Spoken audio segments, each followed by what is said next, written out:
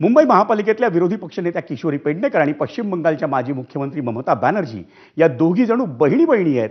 त्या दोघींनाही फक्त खुर्चीच दिसते या शब्दात महापौर रितू तावडे यांनी पेडणेकर यांच्यावर बोचरी टीका केली आहे. आपण आता महापौर नाही तर विरोधी पक्षनेते आहोत याचा किशोरी पेडणेकरांना वारंवार विसर पडतो असंही महापौर तावडे यांनी म्हटलंय. महापौर रितू तावडे आणि भाजप नगरसेवक हे काल दुपारी भाजपचा पश्चिम बंगालमधला विजय साजरा करत होते. त्यामुळे महापौरांसह भाजपचे नगरसेवकही सभागृहात उशिरा दाखल झाले.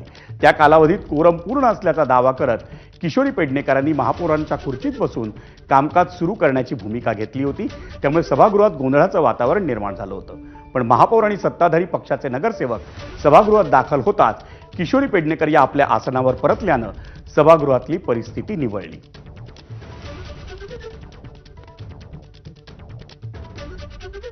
किशोरी पेडणेकरांचा प्रयत्न आणि त्या ठिकाणी आता ममता बॅनर्जीचा प्रयत्न हा मला आता का कुणास ठाऊक एकच वाटायला लागलंय.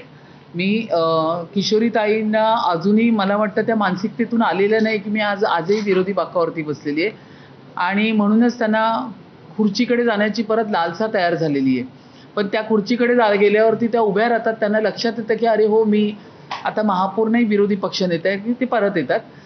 तर हे असे जे खेळ आहेत ते विरोधकांकडनं सुरूच राहणार. आता बातमी मुंबईतल्या नालेसफाईची. मुंबईच्या महापौर रितू तावडे यांनी मुंबई उपनगरातील नालेसफाईची आज सकाळपासून पाहणी केली. मुंबईत पाऊस